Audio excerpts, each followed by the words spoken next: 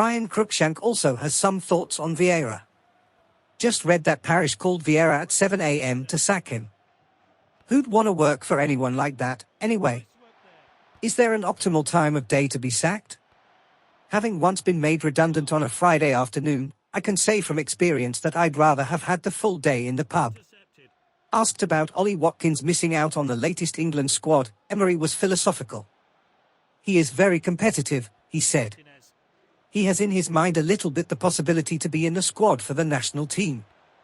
He could be disappointed, but tomorrow is a very good opportunity for him and for us to show everybody he's keeping his good performance, trying to help us to win and be competitive. The team can help him to score and play a good match for him and for us. That is his challenge now. Disappointment we can feel sometimes, but the reaction is very important as we try to be consistent as a team and individually. For him, tomorrow is a very good match to show everyone that his performance is going up and he's getting closer to the national team. Unai Emery has also been ruminating on life, the universe and everything before Aston Villa host Bournemouth on Saturday afternoon. My idea is always to win, and to win trying to transmit something to our supporters, energy, good movements on the pitch and trying to fight in each action, he said. We try to play in the way we are working. When we were conceding a lot of goals 8 in 2 matches at home, it changed the focus a little bit. To achieve a clean sheet in the last match at home was very, very important. Tomorrow is the same. We are confident now after 3 matches where we have been strong defensively. We need to be the protagonists on the pitch more than our opponents while being strong defensively. That is the challenge tomorrow, a clean sheet, to win, to try to impose our idea. We have to share with our supporters a good match in 90 minutes.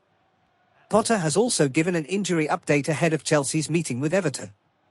Raheem Sterling's problem with his hamstring is not too serious, but he'll miss the game at the weekend and he'll miss the international trip, he said.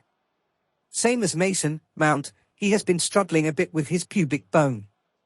He wasn't 100% the last game, he's still not quite there, so he'll miss the England camp as well. Thiago Silva is still away, Cesar Azpilicueta is still away. N'Golo Kanté has a chance of being in the squad. It's the first time, so it's fantastic. Hello, you lot. Let's start with a bit more Potter, who has been asked for his thoughts on Patrick Vieira's sacking. It's never nice to hear when a colleague loses his job, clearly, he said. I have huge respect for Patrick. He's a gentleman firstly, and the way he's conducted himself all the time has been exemplary, but it's football, it's the business, and we are all at the mercy of that. It's not for me to say what football clubs should and shouldn't do, we accept that it's part of the job. Obviously I wish him well, he's a top person and a top manager. Jodie Taylor joins Arsenal. England striker Jodie Taylor, who has bagged 19 goals in 51 games for her country, returns to Arsenal having signed from the San Diego Wave in the US. She's back for her second spell in North London, having scored 10 goals in 17 appearances for the Gunners between 2016 and 2017. It feels amazing to be back, like I never left, said Jodie, who will wear the number 27 shirt.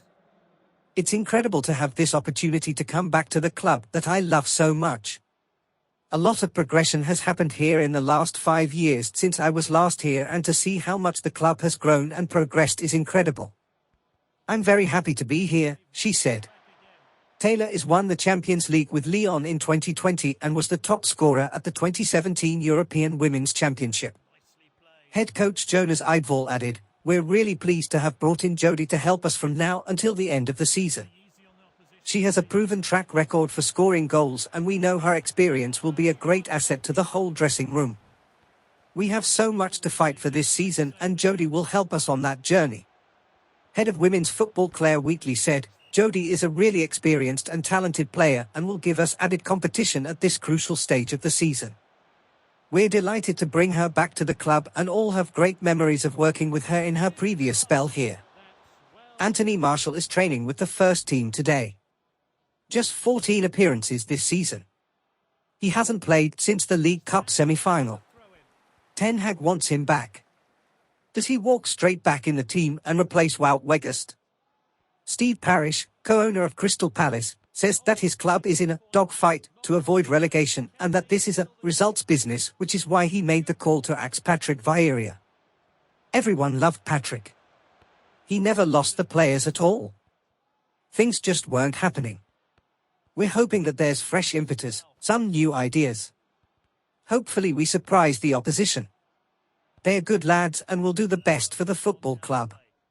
Everybody is positive and wants to do their best.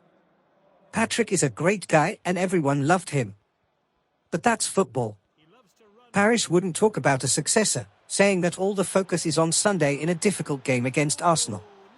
Chelsea's boss, Graham Potter, is excited by the prospect of facing Real Madrid in the quarter-finals of the Champions League. He was in a good mood. 3 wins helps. And that brings happiness. That's why we're here. We're here to win. It was a difficult moment for us all and I had to take responsibility.